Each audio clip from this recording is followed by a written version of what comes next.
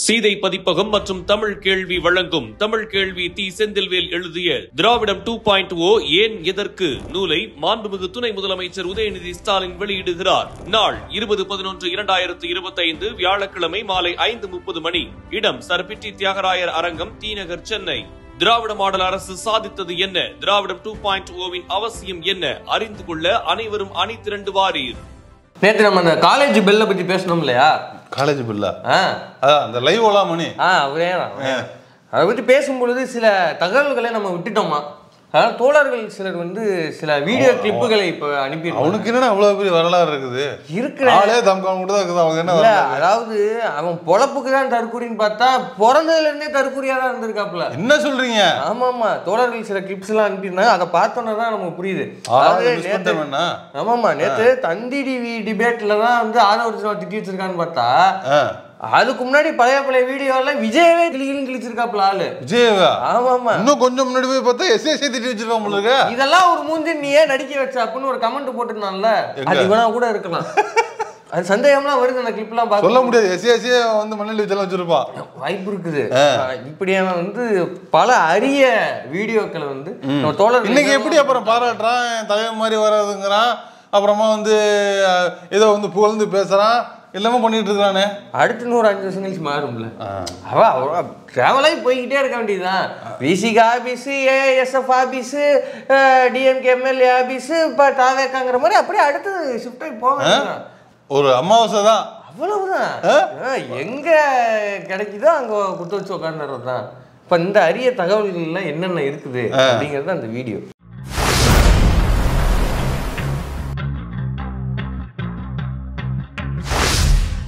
நம்மளும் எது வேணாலும் போடுவாங்க. சுறா படத்தையே பாக்ஸ் ஆஃபீஸ் சீட்டு 100 கோடி வசூல் ஆயிடுச்சு அப்படின்னா அந்த படத்தை பார்த்தா நமக்கு தெரியும் அந்த படம் ஓடிச்சா ஓடலையான்னு. இந்த படத்தோட ப்ரொமோஷனுக்காக அவங்க போடலாம். திரையரங்கு முழுவதும் கூட்டமாக நிரம்பியதுன்றான். பாய் தேட்டர்ல ஆளே எப்படி இல்லடா, ரொம்ப மனசு கஷ்டமா இருக்கா. என்ன இல்ல இப்ப இவ்வளவு போதுமா பேசுறதுக்கு? மீடியாவில் பேசுறதுக்கு இவ்வளவு அறிவு இருந்தா போதுமா? இவன் நாட்டில் இருந்தாலே போதுமா? ஏன்னா இப்படியான கேக்குறீங்க? இல்லடா, இப்போ நம்மளாம் நிறைய பேர் பம்மிக்கிட்டு இருக்கிறோம். சரி, நம்ம அறிவு பத்தாது, பேசக்கூடாது, நிறைய கத்துக்கணும். தெரியலடா அவனை. I can't express my self, I can't explain, I can't available now. அது ஒன்றும் புரியல எனக்கு. இவ்வளவு போதுமா? கன்வின்ஸ் பண்ணுறதுக்கு போதும். என்னடா இதெல்லாம் ஒரு இது என்ன அறிவுன்னு சொல்லிட்டு உனக்கு வந்து பேட்டி எடுத்து தமிழ்நாட்டிலோட அரசியல் கருத்து சொல்றது இவ்வளவு போதுமா? நீ லைவ் ஓலாமணி, அது ஓலாமணியா இருந்தா போதுமா? போதும். அது இப்ப அப்படிதான் வந்து நானும் கிளம்படா, இனிமே நானும் ஆரம்பிக்கிறேன்டா நாளையில இருந்து. ஒண்ணு இல்ல, அப்படி திருப்பிட்டு இப்படி உட்காந்துக்குங்க, 2 பேரும் இப்படி திரும்பி உட்காந்துருக்கோம். மாத்தி செஞ்சு வேண்டியதான்.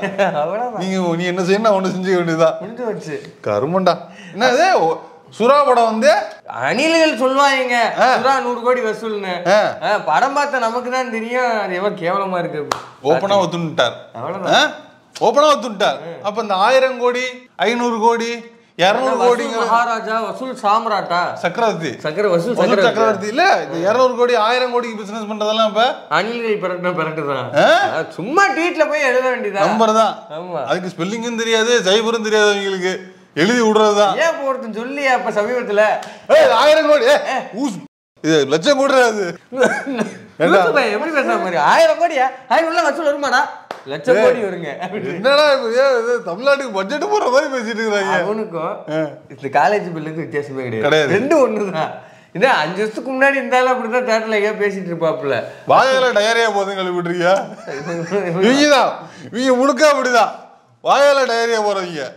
அப்ப இதுல இருந்து என்ன தெரியுதுன்னா தெரியுது. ஆமா, அவனும் வியாபாரம் ஆகல, படமும் வியாபாரம். அணிலாண்டிக்கு பூரா உட்காந்து ட்விட்டர்ல கணக்கு வழக்கு எழுதிருக்காங்க. அதேதான் இஷ்டத்துக்கு வச்சு. நம்ம என்ன நினைக்கிறோம்னா, இப்ப இந்த படம் எவ்வளவு வசூல் பண்ணிருக்குன்னா கிட்டத்தட்ட 2300 கோடி தாண்டி போயிட்டு இருக்கிறதாக தகவல் வந்துருக்குது. இப்படின்னு காத்துலயே படம் வரைஞ்சு விட்டுருக்காங்க. ரூட்ல இருந்து ஒரு ஜிபே அமௌண்ட் வந்துருச்சுன்னா 1000 கோடி எனக்கு பொதுவாகவே இந்த 100 கோடி 500 கோடி 200 கோடி எல்லாம் எனக்கு உடன்பாடு கிடையாது. நம்பர்ஸ் சொல்லுவாங்க. சுந்தர் சி தான் பேசணும். என்னது இந்த 100 கோடி 200 கோடி அவர் தான் சொன்னாரு. நீங்க அப்படிலாம் வருமாங்க முதல்ல அமௌண்ட், அதெல்லாம் சும்மா ஒரு விளம்பரத்துக்காக சொல்றதுங்க. அப்படிலாம் கிடையாது. தெரிஞ்சவங்களுக்கு அதெல்லாம் தெரியும். அப்படிலாம் வராது, அப்படி கிடையாது. அப்படிலாம் வந்துட்டு இருந்துச்சுன்னா இன்கம் டாக்ஸ் சும்மா என்னது 1000 கோடியா நீங்க முதல்ல அடுத்த கட்சி ஆரம்பிக்கிறோம் அவனா தானே இருப்பான். 1000 கோடி ஒரு கம்பெனி வசூல் பண்ணுதுன்னா இல்ல சொல்றேன் 500 கோடி 1000 கோடி ஒரு கம்பெனி வசூல் பண்ணுதுன்னா ஐஜேகே மாதிரி இங்க பல உருவாயிருக்கும். அடுத்த கட்சி ஆரம்பிக்கிறது அந்த கம்பெனியா தான் இருக்கும். அவ்வளவு சீக்கிரம்லாம் விட மாட்டாங்க. ஆனா வெளில அள்ளி விடுறது ஏன் படம் 500 கோடி ஓம் படம் 1000 கோடின்னு வேற வேலை. இன்னொன்னு சொல்றான் பாருங்க, நம்ம ஆளுங்க சும்மா சொல்லுவாங்க சுரா சூப்பர் ஹிட் படம்னு பார்த்தா நமக்கு தான் இல்ல அப்படியா ஓப்பனா சொல்றாங்க. அதாவது சுரா சூப்பர் ஹிட்னு எவனா சொன்னான்னு வச்சுங்களேன் அவனை நீங்கள் சீமானாகத்தான் நினைக்க வேண்டும். ஏன்னா அப்படி யாரும் சொல்லல தம்பி. சுரா சூப்பர் ஹிட்ல அனிலா நீங்க சொன்னாங்களா அவனுங்க எது கிண்டி கொடுத்தாலும் நல்லா இருக்குன்னு சொல்லுவாங்க. அடுத்து கேசரி ஃப்ரெஷ்ஷா கிண்டிக்கிட்டு இருக்காங்க. கேசரி தாண்டி உங்களுக்கு இந்த பொங்கல் சுரா சூப்பர் ஹிட் புளி புடிங்கிட்டு போச்சு அந்த மாதிரிலாம் சொல்றது ஒரே ஆளு. படம் பார்த்து நமக்கு தாங்க தெரியும். தியேட்டர்ல கூட்டமே இல்லைங்க. யாரு சொல்றது? காலேஜ் பில் சொல்றாப்ல தியேட்டர்ல அவன் சொன்னானே தியேட்டர்ல கூட்டமே இல்லைங்க. நமக்கு தாங்க தெரியும். இவங்க எதை சொன்னாலும் ஆமா. எனக்கு ஒரு டவுட்ரா, இவன் வந்து இப்பவே இப்படிதான் இருக்கிறான். இவன் பால்வாடி மாதிரி இருக்கிறான். 5 வருஷம் முன்னாடி பேசியிருக்காங்க. இப்ப இருக்கிறதே பால்வாடி தான். பால்வாடி தான். அப்புறம் என்ன இல்ல இவன் வந்து இவ்வளவு சின்னதா இருக்க சொல்லே பேசிருக்கான். இன்னும் கொஞ்சம் போனா இன்னும் சின்னதா இருக்க சொல்லே பேசிருப்பாங்க இருக்கு. பிறந்ததுல இருந்து இங்கதான் தெரிஞ்சிட்டு இருக்கானா? அவன் வந்து பொழப்புக்கு தற்கூரி கிடையாது. பிறந்ததுல இருந்தே தற்கூரி. பிறந்ததுல இருந்து இந்த மீடியா பக்கம் தான் தெரிஞ்சிட்டு இருக்கானா? ஒரு வெறி கொண்ட வேட்கா திரியறாமல இருக்கு. பழைய படத்துல ஒரு கோபிநாத் ஆவங்க விட மாட்டோம்னு இந்த சைல்டு ஆர்டிஸ்டா இருப்பாங்கல்ல. அதாவது நிறைய படங்கள்ல வந்து அந்த சின்ன சின்ன ஆர்டிஸ்டா இருப்பாங்க. அவங்க வளர வளர வேற வேற படம் வந்து பண்ணிட்டே இருப்பாங்க. அவங்க சிறு பிள்ளையில இருந்து பெருசா துண்டு ஆகுற வரைக்கும் நம்ம வந்து படத்துல பார்த்து ஃபேமஸான சைல்டு ஆர்டிஸ்ட் நிறைய பேர் இருக்காங்க. இந்த காஜா ஷெரீப் அப்படிதான் அந்த நாட்கள்ல ரோப்ல அசனே ஒரு டியூன் போட அசனே ஆஹா எனக்கும் ஆஹா எனக்கும் ஆஹா எனக்கும் உனக்கும் தான் பொருத்தம் அதுல எத்தனை கண்களுக்கு வருத்தம் எனக்கும் 67 இருந்து நான் பேண்டு போட்டது இல்ல அந்த படம். அந்த படத்துல நான் பையனா வருவேன். 10வது பையலா போற பையனவராவுல காஜா ஷெரீப். நீ அந்த 80களில் படத்துல பாத்தீங்கன்னா எல்லா படத்துலயும் அவருதான் அவரும் வளருவாரு. அவரோட அந்த படங்களும் அப்படியே அந்த இண்டஸ்ட்ரியுமே வளர்ந்தது. இந்த உதிரி பூக்கள் படத்துல அவருதான் வருவாப்புல. உதிரி பூக்கள்ல 2 பசங்க இருக்கும். அழகிய கண்ணே உறவுகள் நீயே அப்படின்னு ஒரு பாட்டுலாம் நல்ல படம் மகேந்திரன் படம். அதுல அவர் தான் வருவாப்புல. அப்ப அந்த காலகட்டத்துல ஃபுல்லா அவர் தான் இருப்பாப்புல. அதாவது எப்படின்னா பிறந்தவங்க கொண்டு போய் ஸ்டுடியோல ஓட்டுவாங்க. அவ்வளவுதான். அது அப்படியே ஸ்டுடியோவா அவர் வளர ஸ்டுடியோவா அப்படியே படம் நடிச்சுட்டு அப்படியே வெளில வரும். அந்த மாதிரி வந்து இவனுக்கு ஸ்டுடியோல தெரியாம இருக்கு. ஆமா அது மட்டும் இல்ல பொய்யா சொல்லிட்டு வர தெரியுதான். அனில்னாலே அதெல்லாம் வந்துரும் இல்ல. இப்ப ஒண்ணு இல்ல. இப்ப புடிச்ச ஒரு பாயிண்ட். இப்ப வந்து அவன் வந்து அந்த சுறா வந்து ஒன்னும் கலெக்ட் பண்ணலங்க. விஜய்னா ஆளு மசுறாங்க. எதை கிண்டி கொடுத்தா அனிலுங்க பாப்பாங்க. அப்ப சொன்னது பொய் இல்ல. இப்ப இதே மாதிரி இப்ப சொல்லிட்டு இருக்கிறதும் பொய் தான். இது பின்னாடி தான் தெரியும். இவன் இன்னொரு கட்சியில போய் சேருவான்ல. அப்ப இதெல்லாம் போய் இன்னும் என்ன இடத்துல போய் பேசிட்டு இருப்பான். தலைவனோட தரம் வந்து உங்களுக்கு தெரியாது. ஒரே நேரத்துல 2 திமுக எம்எல்ஏக்கு வந்து வேலை பார்த்தவன் தான் தலைவன். சாதாரணம் கிடையாது. நீங்க சொல்லிக்கிறீங்க பேனா வாழையா கம்ப்யூட்டர் கேட்டா வாயால ரொம்ப மோசமா இருக்குடா. கத்தி கத்தி என்னையோட மோசமா இருக்குடா. கத்தி கத்தி கேம்பெயின் பண்ணாப்ல. பேச்சாளரா சொல்றியா? ஆமா பேச்சாளர். பேச்சாளர் வந்து பண்ணாப்ல. அதனால அந்த மாதிரி வந்து டேலண்ட் உள்ள நபர் முடியுமா? உங்களால முடியுமா? இல்ல இல்ல யாராலையும் முடியாது. பார்த்தனே வாயை பார்த்தாலே தெரியுது எனக்கு. ஆனா இந்த மாதிரி இப்படிதான் இருப்பாங்க. ஆமா கோஷம் போட்டு அது வாய்வழி பிரச்சாரம். ஆமா வாய்வழி சம்பாத்தியம். அதெல்லாம் வந்து ரொம்ப டேலண்டான நபர். ஆமா பார்த்தாலே தெரியுறான். அடுத்து இன்னொரு ஒரு உண்மையை கேட்கிறாரு. என்னது? விஜய்க்கு சமூக அக்கறைல ஒரு மசரும் கிடையாது. எனக்கு தெரியுமே. அவரு சொல்றது மேட்டர் இல்ல, நான் சொல்றதா விஷயம். சத்யா வந்து இந்த உண்மையெல்லாம் எப்போயோ சொல்லிட்டாரு. பாட்டு வந்து இதெல்லாம் எப்பயோ பேசு. இதெல்லாம் மேட்ரு. மைனர் தாவேக்காவை அடிக்கிறது ஓலாமடி சொல்றதா மேட்ரு. மில்டன் தாவேக்காவை எக்ஸ்பிரஸ் பண்றதெல்லாம் மேட்ரு. வீடியோ இருக்கு தம்பி, பாக்குறீங்களா ப்ளீஸ்? கர்நாடகால வந்து தண்ணீர் தரக்கூடாது, தமிழ் தண்ணீர் தரக்கூடாது சொல்லி நடிகர்கள் எல்லாம் போராடுறாங்க. ஆனா தமிழ்நாட்டுல உள்ள நடிகர்கள் எல்லாம் அமைதியா இருக்காங்க. என்ன காரணம்? அதாவது கர்நாடகாவில் இருக்கின்ற நடிகர்கள் எல்லாம் தன்மானம்னு ஒண்ணு இருக்கு, சுயமரியாதை இருக்கு, இது ஏன் மாநிலம் அப்படின்ற ஒரு பற்று இருக்கு. ஆனா தமிழ்நாட்டில் இருக்கின்ற நடிகர்களுக்கு அது இருக்கா இல்லன்னு தெரியல. விஜய் இருக்கா? விஜய் இருக்கு, அவர் வாயப்படுறாரு. அவர் வெளிப்படையா யார் எந்த காலத்துல சொல்ல முடியாது. ஏற்கனவே அவர் லியோ பட பிரச்சனையில இருக்காரு, அவர் அந்த பிரச்சனையில இருக்காரு. அதனால எந்த பாதிப்பு வந்துடக்கூடாது அப்படின்றதுக்காக திரு விஜய் அவர்கள் மௌனமா இருக்காரு. எப்படி அஃபிடவிட்னா இப்படித்தான் இருக்கு. அஃபிடவிட் அதாவது விஜயே போடான்ட்டான். விஜய்க்கு பொறுப்பு கிடையாது, சமூக அக்கறை ஒரு மசன் கிடையாது உனக்கு. அவர் பாட்டு அவர் வேலை, அவர் பிரச்சனையில தான் இருப்பாரு. சரி, இப்ப எல்லாம் இந்த மாதிரி பிரச்சனை எல்லாம் வந்து ஏதாவது தமிழ்நாட்டுக்கு உதாரணத்துக்கு என்ன சொல்றான், அவர் வந்து லியோ பட பிரச்சனையில இருந்தாருங்க. அதனால ஸ்டேட் பாலிடிக்ஸ்க்கு வந்து அவரால் கருத்து சொல்ல முடியல. ஒரு ஆஃப்டர் ஆல் ஒரு நடிகரா இருக்கும் பொழுது அவர் நடிகர் தான்டா. ஏன் ஆஃப்டர் ஆல் நடிகர் இல்லை, நான் என்ன சொல்கிறேன், நாட்டு பிரச்சனையை டீல் பண்ணுற ஒரு தலைவர் அப்படிங்கிற ப்ரொஃபஷனுக்கும் அதுக்கு இருக்கிற சவால்களுக்கும் ஒரு நடிகர் அவருடைய படத்துக்கு மட்டுமே சந்திக்கிற சவாலுக்கு வித்தியாசம் இருக்கா இல்லையா? ஒரு நாட்டினுடைய தலைவராக இருக்கிறீங்க, ஒரு நாட்டு மக்களை காப்பாற்ற போகிறோன்னா பல்வேறு தரப்புல இருந்து நாட்டுக்குள்ளே வரும், நாட்டுக்கு வெளில இருந்து ஒன்று பிரச்சனை வரும். இல்லை தலைவா, எல்லா தொழிலுக்கும் அதுக்கு உண்டான இன்ப துன்பங்கள் கஷ்ட நஷ்டங்கள் இருக்கு தான் செய்யுது. நான் கேட்கறது, ஒரு நாட்டோடைய தலைவனா அந்த நாட்டு மக்களுக்கு வெளியிருந்தும் உள்ளிருந்தும் வர அச்சுறுத்தல்களை டேக்கிள் பண்ணி அதை சமாளித்து அதுக்கு பதிலடி கொடுத்து அப்படி அந்த மக்களை கிரிப்பாக பிடிக்கிறதுக்கும் வீட்டுக்கு பணம் வந்து சேரணும் அதுக்கான பிரச்சனைகளை ஒருத்தன் ஃபேஸ் பண்றதுக்கும் எவ்வளவு வித்தியாசம் இருக்கா இல்லையா? அப்ப ஒரு நடிகர் தானே. அப்ப ஒரு நடிகர் அவருடைய படத்துக்கு வர பிரச்சனையை வந்து டீல் பண்றதுக்காக சமூகத்தை பற்றி என்ன நடக்குதுங்கிறத கண்டுக்க மாட்டாரு, அதுக்கு கருத்து சொல்ல மாட்டாரு, அதுக்கு எதுவும் பண்ண மாட்டாருன்னா நாளைக்கு நீ ஒரு கட்சி ஆரம்பிச்சிருக்கிற, மாநிலத்தில் இருக்க ஆளுங்கட்சியும் எதிர்க்கிற, ஒன்றியத்தில் இருக்க ஆளுங்கட்சியும் இருக்கிற, அப்ப நீ சொல்ற ஆனா பாஜக சாமர வீசுறங்கிறது வேற. ஆனா மூலாஜிக்கே வர சாமரம் சாமரமா ஏன் வேற ஏதாவது கேட்டு? ஆமா, வேற மாதிரி கேட்டுச்சு. இல்லை, நான் வேற ஒன்று தான் மனசில் நினைச்சேன், அது உங்களுக்கு கேட்டிருக்கு, வேற ஒன்றும் இல்லை. அப்படி இருக்கும் பொழுது நான் உன் வாரத்துக்கு நான் வரேன், 2 பேரும் எதிர்க்கிறேன்னா அப்ப அவன் எவ்வளவு குறைச்சல் கொடுப்பான் உனக்கு இல்லையா? தமிழ்நாட்டிலேயே நீ எதிர்க்கிற, அப்ப இவனும் குறைச்சல் கொடுக்குறாங்கன்னா நீ எப்படிப்பா சமாளிச்சு மக்களை காப்பாத்துவ? ஒண்ணும் இல்ல. அப்ப சொல்லிட்டு எனக்கு இந்த 2 வீடு இருக்குங்க, 2 வீட்டுல ரொம்ப பிரச்சனையா இருக்குது, அந்த 2 வீட்டு பிரச்சனையை முடிச்சுட்டு வந்துடுறேன் அப்படின்னு சொல்லுவாப்புல. கற்பனை என்ன பேச சொல்றாங்க? என்னது 2 வீடு 2 வீடுனா 2 வீட்டு சைட்லயும் அந்த இட பிரச்சனையை சொன்னடா. இந்த வீட்டுல பனையூர் வீட்லயும் ஒரு அடி கேக்குறான், நீலாங்கர வீடு, ஆமா பட்டினப்பாக்கம் வீட்டுல அவன் 2 அடி கேக்குறான். இது இட பிரச்சனை, ரியல் எஸ்டேட் பிரச்சனை. இது வந்து தாசில்தார் விஓ எல்லாம் வருவாங்க, எஸ்ஐஆருக்கு அப்புறம் வந்து உங்களுக்கு பதில் சொல்றேன், 2 வீட்டு பிரச்சனையை முடிச்சுட்டு வந்துடுறேன் அப்படின்னு சொல்லிட்டு ஒரு அப்பலாம் சொல்ல வந்தேன். இந்த 2 பங்களாக்கு நடுவுல ஒரு பங்களா இருக்குதான், ஒரு கிலோமீட்டர் 2 கிலோமீட்டர்லயா? ஆமா, அந்த பங்களாக்கார போயிட்டு வர்றாரு. அப்ப அந்த பங்களால ஏதாவது பிரச்சனை இல்ல, நாய்க்குட்டி குஞ்சு போனேன் அந்த இடத்துல ஒரு பிரச்சனை, இது மட்டும் முடிச்சு கோவா பிரச்சனை எப்படி முடிச்சு வந்துடுறேன், ட்ரிப்பை மட்டும் முடிச்சு வந்துடுறேன். சாருக்கு இந்த பிரச்சனை இருக்குது, முடிச்சுட்டு வந்துருவாரு. இல்ல இங்க இல்லங்க நீட்டு பிரச்சனை இந்த இதெல்லாம் போயிட்டு இருக்குது, ஒரு நிமிஷம் இருக்காங்க, இந்த நிமிஷத்துக்கு வந்துடுறேன் அப்படின்னு எல்லாம் வச்சுட்டு சாரை வந்து பக்குவமா ஹீரோ சாரை வந்து ரொம்ப வந்து இப்போ அவர் வந்து மூஞ்சி நோவாம அவர் வந்து மூக்கு நோவாம நடந்துக்கிறது தான் அவங்களோட வேலை. தினத்துக்கும் அவன் வந்து 100 சட்டம் பாஸ் பண்ணுறதுக்கு ஒவ்வொன்றையும் கிளப்பி விட்டுக்கிட்டு இருக்கான்.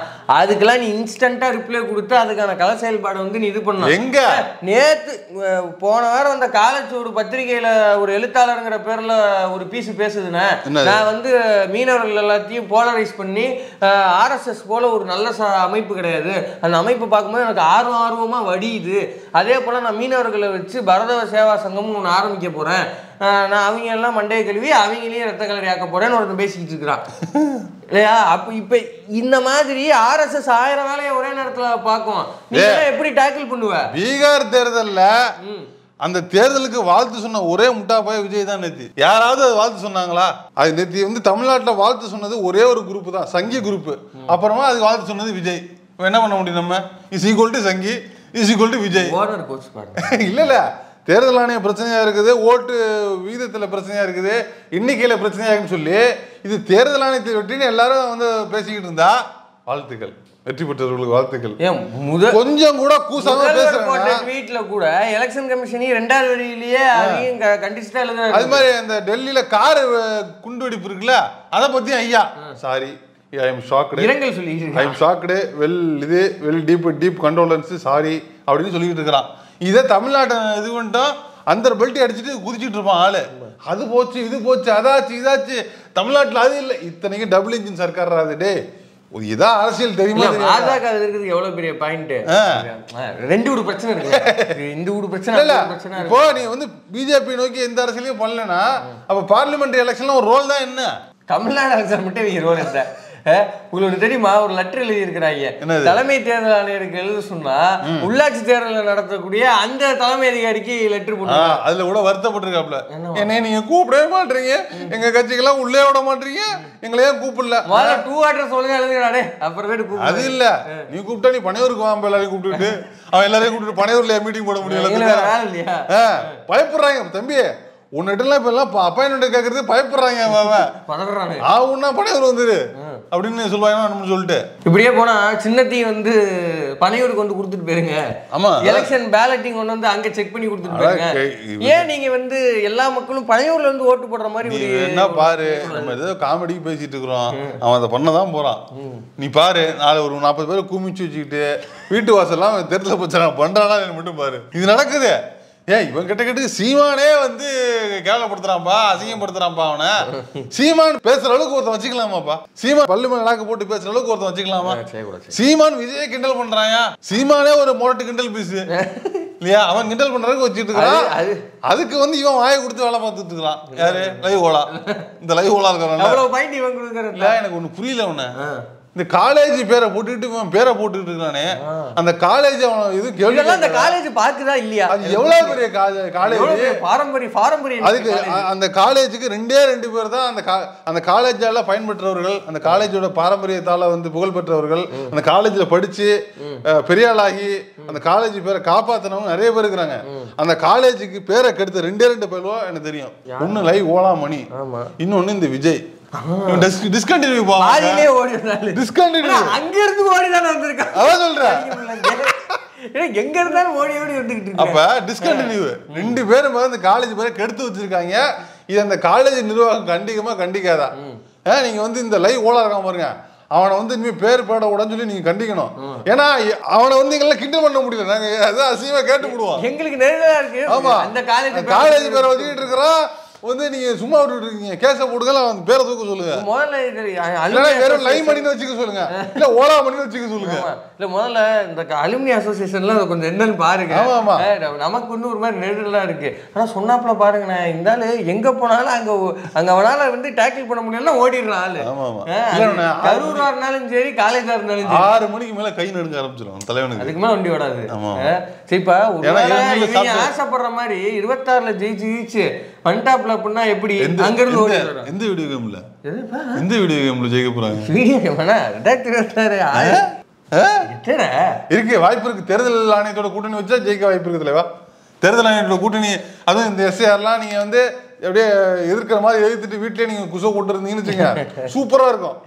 பீகார் தேர்தலில் 6 லட்சம் ஓட்டுல தான் வித்தியாசமே நடந்திருக்குது. ஓகேவா? தேஜஸ்வி கட்சி வந்து 1,87,00,000 ஓட்டு வாங்கி இருக்குது. பிஜேபி வந்து 1,80,00,000 ஓட்டு வாங்கி இருக்குது. 6 லட்சம் ஓட்டு வித்தியாசம். பார்க்கபடி பார்த்தா தேஜஸ்வி அதிகமாக இருக்காப்ல. ஆனா இந்த 6 லட்சம் ஓட்டு நீக்கிருக்காங்க. அதுதான் வெற்றியை தீர்மானிச்சிருக்குது. அந்த 6 லட்சம் ஓட்டு இவங்க கம்மியா தான் வாங்கியிருக்காங்க. ஆனா என்ன, இவங்களுக்கு வரவே கூடாத ஓட்டை மட்டும் நைஸா கழிச்சுட்டாங்க. அப்ப லீடிங்னா எவ்வளவு பேருக்கு?